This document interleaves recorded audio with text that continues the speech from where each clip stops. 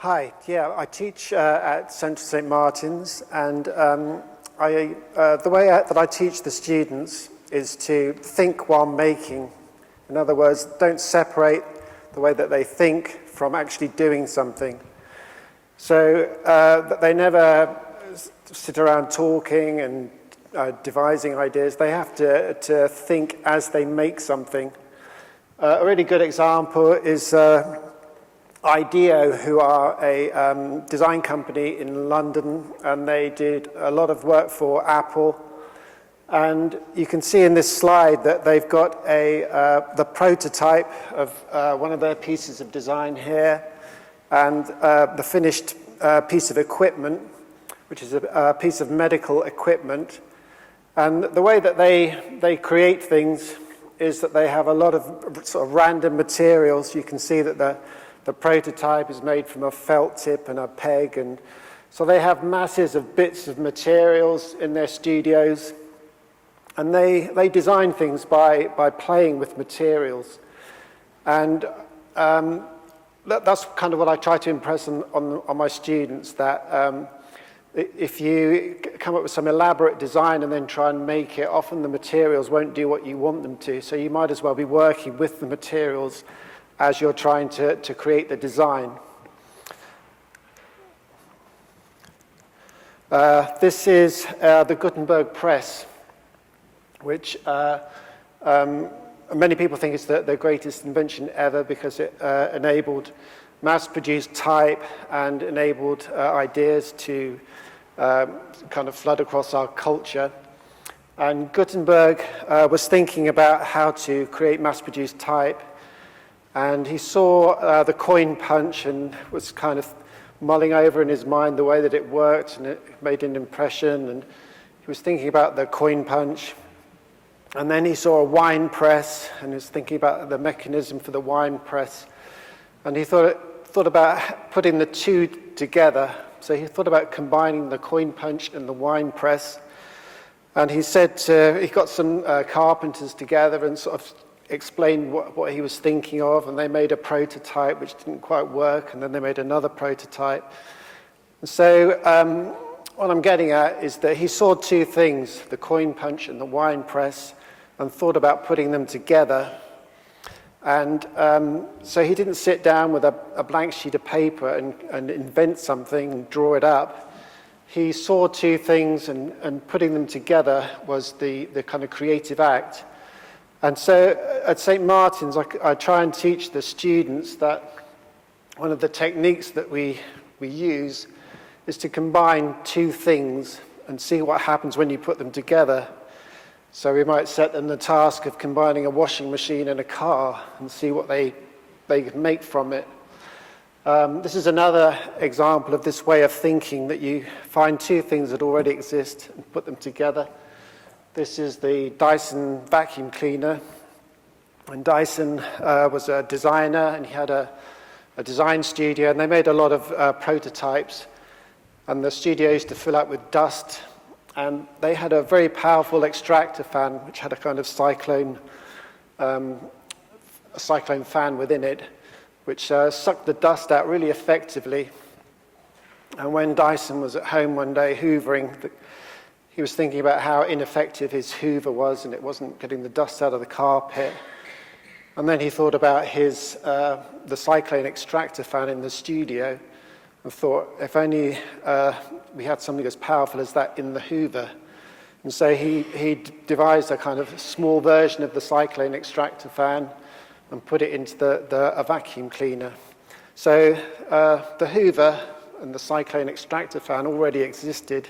It was putting them together that made something new. So this is a technique that we teach the students, to combine two things. It works very well if you put two really unusual things together, or things that you wouldn't think would go together. So it's a way of playing around with ideas. This is a project which was done by Martino Gamper. For 100 days at the Design Museum, he created a chair every day. And he did it he had a whole mass of chairs, and he cut up chairs and put them together and made new chairs from already existing chairs. So he played around with the chairs that he had and cut them up and remade them. So again, this is an example of a way that we teach the students to kind of think while making. This is a 26-hour clock devised by a mathematician called Mitchell Spanenbaum, who was a very... he worked at a university and he was considered a mathematical genius. And he really hated routine. He thought routine was really bad for you. That if you lived to routines, then you started thinking in a routine way. So he hated routines, and so he devised this 26-hour clock, and he started to live by it. So sometimes he'd be turning up at university in the middle of the day and having breakfast, or sometimes he'd be working at night. But he did it to stop doing things in a routine way. And you can imagine that the university were pretty fed up with him. But he was one of the people he was one of the founders of chaos theory, and he says that he would not have been able to think of it if he'd just been doing the standard conventional way of working at university. So we try and try to teach our students not to get into routines and to challenge, if they start to develop habits, to try and break those habits and always to try and do things in different ways. One of the kind of ways that we try to impress on them is to, we do this project where we give them a map of London and they have to draw a ring on it around a glass or whatever, quite randomly. And then they're given the task of following that line. So wherever that line goes, they have to walk along that line. And it might mean going through someone's office building, or they might have to walk through, a building like this, so they have to knock on the door and ask permission. And in that way, they travel around London in a completely different way.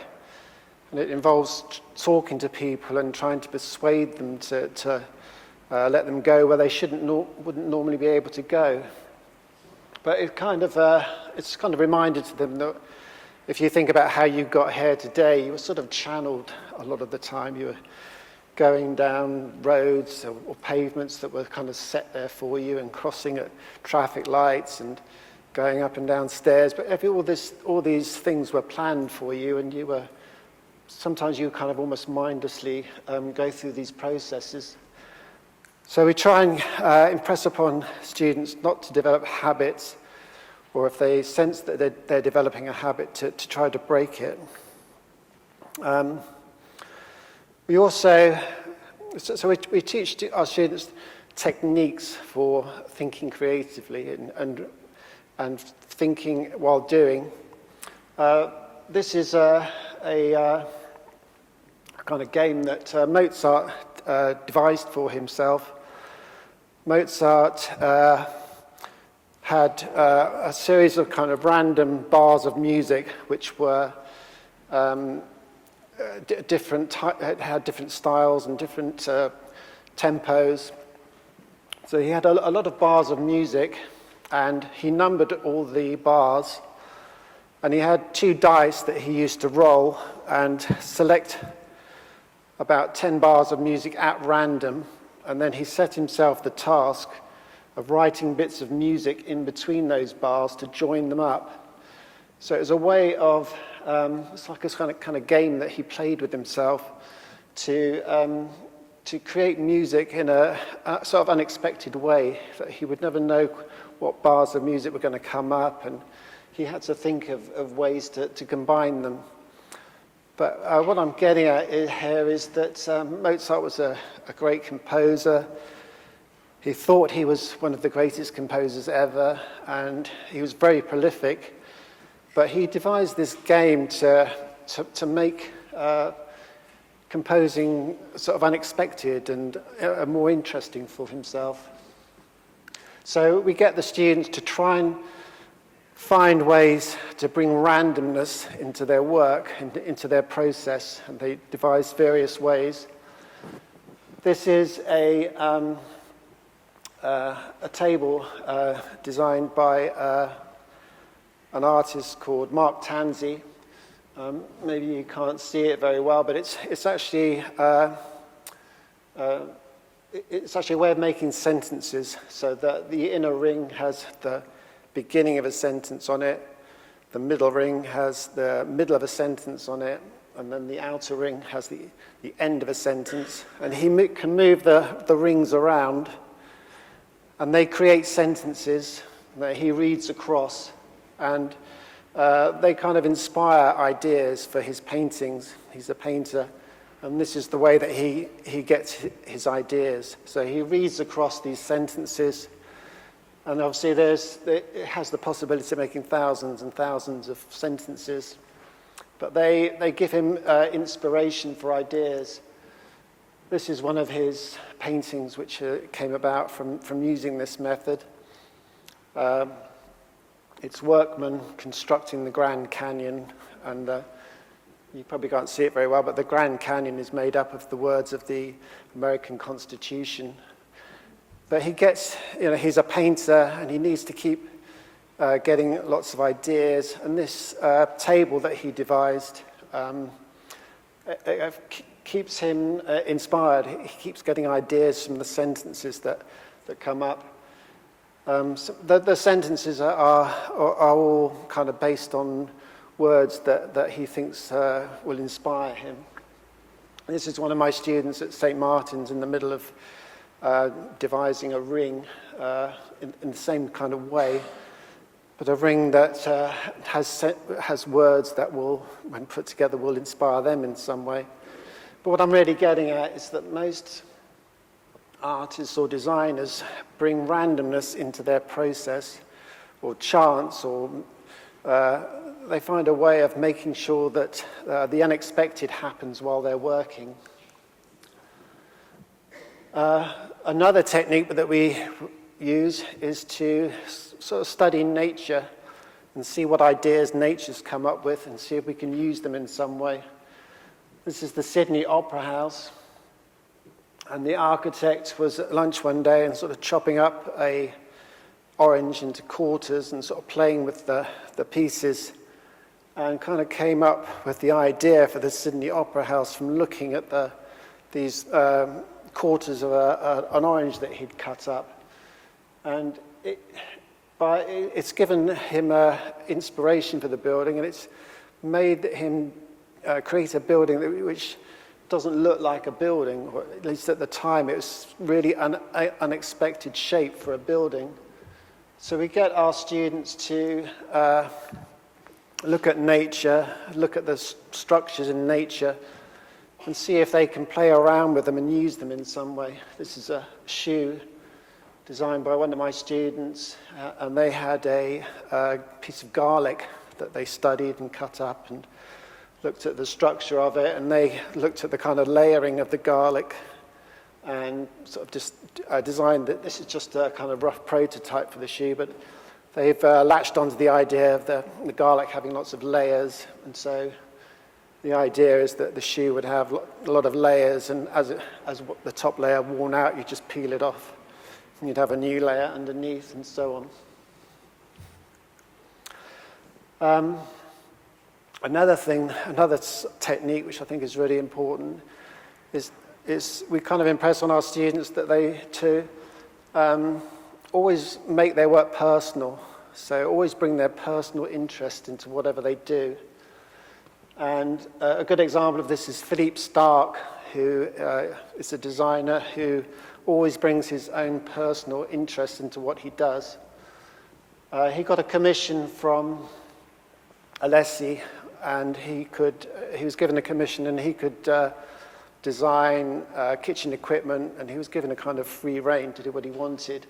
And he was really excited by the commission, and he went to a restaurant and started squeezing lemon juice on his squid. And then he thought, I think I'll do a lemon squeezer. And This is the kind of standard lemon squeezer that we all know.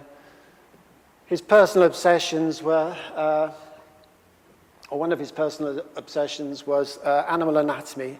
As a child, he really loved the shapes of animals, and he had lots of books on animal anatomy, and he used to do drawings of bones and the structure of animals, and it was something that was really, one of his personal obsessions.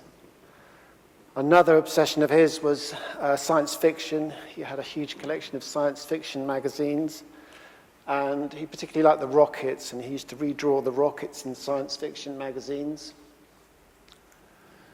And his father was an aircraft designer, and he used to go to the hangars with his father and look at the aircraft being made. And he really loved aluminium. Before the aircraft were painted, he really loved the sheets of aluminium and the look and feel of aluminium. So those are his kind of personal obsessions. And this is the napkin from the restaurant when he got the commission from Alessi. And it's got some of the kind of logo and design from the restaurant. But it's got his whole kind of design processes here. And he starts off by drawing the standard lemon squeezer that we all know, that I showed you at the beginning. And then he's looking down at his plate and looking at the squid and looking at the shape of the squid and thinking, how can I bring this into the design of the lemon squeezer? And it kind of goes around here. And he's thinking about looking at the suckers and thinking how he can use those and looking at the tentacles. He's got a kind of dish under it here. And it kind of goes around at the top here, and he's kind of switching between the tentacles and the kind of rocket legs. So he's playing around with, the things that interest him. And it kind of goes around the top here. He keeps switching between grooves and the sort of suckers on the tentacles. And it kind of ends up here. That's kind of his idea that he had in the restaurant. And this is how it finished off. This is his lemon squeezer. And it became a kind of design classic or an iconic piece of work. And I suppose it's because it didn't look like any lemon squeezer anyone had ever seen before. But it's got all his personal obsessions in it. All the things that he likes, he's put into it. And by doing that, it means that everything he does is important to him, and he really cares about it.